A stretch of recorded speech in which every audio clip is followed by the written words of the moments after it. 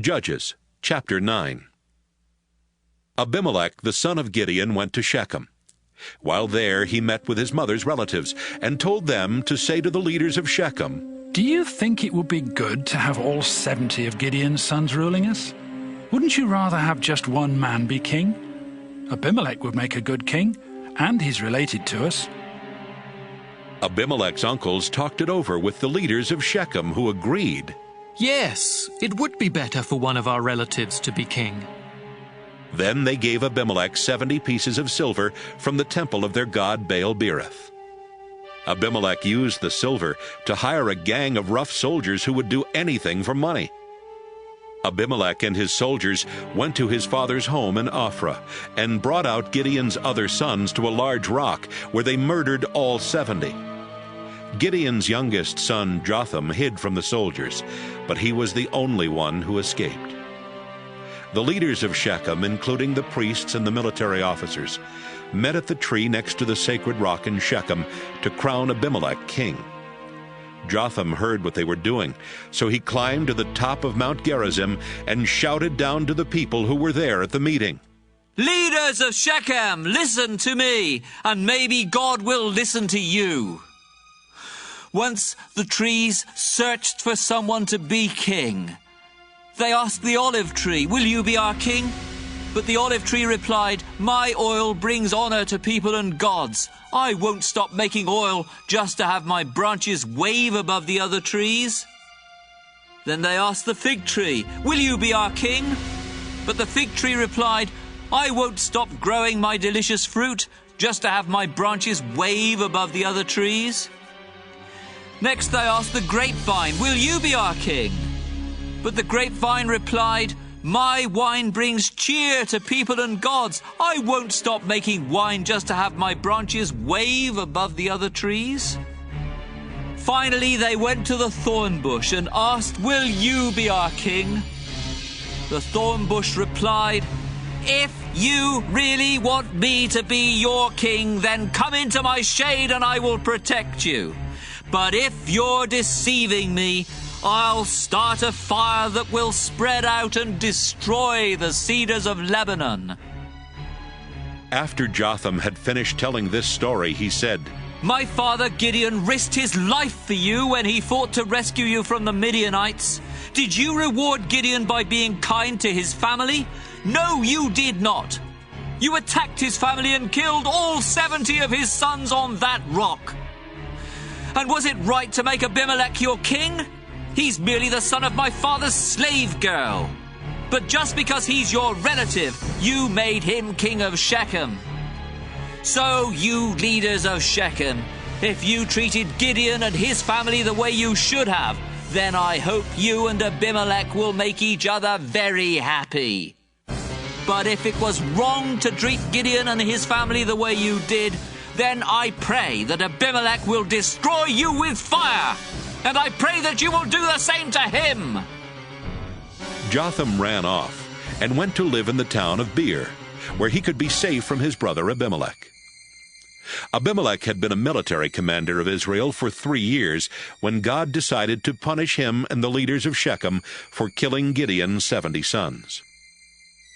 So God turned the leaders of Shechem against Abimelech. Then they sent some men to hide on the hilltops and watch for Abimelech and his troops, while they sent others to rob everyone that went by on the road. But Abimelech found out what they were doing. One day, Gaal, son of Ebed, went to live in Shechem. His brothers moved there too, and soon the leaders of Shechem started trusting him. The time came for the grape harvest, and the people of Shechem went into their vineyards and picked the grapes. They put the grapes in their wine pits and walked on them to squeeze out the juice in order to make wine. Then they went into the temple of their god and threw a big party. There was a lot of eating and drinking, and before long they were cursing Abimelech. Gaal said, "Hamor was the founder of Shechem, and one of his descendants should be our ruler. But Abimelech's father was Gideon, so Abimelech isn't really one of us. He shouldn't be our king, and we shouldn't have to obey him or Zebul, who rules Shechem, for him. If I were the ruler of Shechem, I'd get rid of that Abimelech. I'd tell him, Get yourself an even bigger army, and we will still defeat you. Zebul was angry when he found out what Gaal had said, and so he sent some messengers to Abimelech. But they had to pretend to be doing something else, or they would not have been allowed to leave Shechem. Zebul told the messengers to say, Gaal, the son of Ebed, has come to Shechem along with his brothers, and they have persuaded the people to let Gaal rule Shechem instead of you. This is what I think you should do. Lead your army here during the night and hide in the fields. Get up the next morning at sunrise and rush out of your hiding places to attack the town. Gaal and his followers will come out to fight you, but you will easily defeat them. So one night, Abimelech led his soldiers to Shechem. He divided them into 4 groups, and they all hid near the town. The next morning, Gaal went out and stood in the opening of the town gate. Abimelech and his soldiers left their hiding places, and Gaal saw them. Zebul was standing there with Gaal, and Gaal remarked, Zebul, that looks like a crowd of people coming down from the mountaintops. No, Zebul answered, it's just the shadows of the mountains. It only looks like people moving. But Zebul, look over there. Gaal said. There's a crowd coming down from the sacred mountain, and another group is coming along the road from the tree where people talk with the spirits of the dead. Then Zebul replied, What good is all your bragging now? You were the one who said Abimelech shouldn't be the ruler of Shechem. Out there is the army that you made fun of. So go out and fight them. Gaal and the leaders of Shechem went out and fought Abimelech. Soon the people of Shechem turned and ran back into the town. However, Abimelech and his troops were close behind and killed many of them along the way.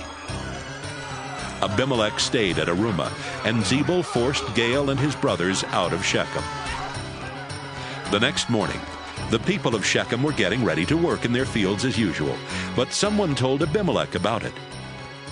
Abimelech divided his army into 3 groups and set up an ambush in the fields near Shechem.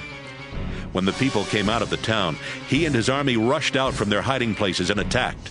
Abimelech and the troops with him ran to the town gate and took control of it, while 2 other groups attacked and killed the people who were in the fields. He and his troops fought in Shechem all day until they had killed everyone in town. Then he and his men tore down the houses and buildings and scattered salt everywhere. Earlier that day, the leaders of the temple of El-Berith at Shechem had heard about the attack. So they went into the temple fortress. But Abimelech found out where they were. He led his troops to Mount Zalmon, where he took an axe and chopped off a tree branch.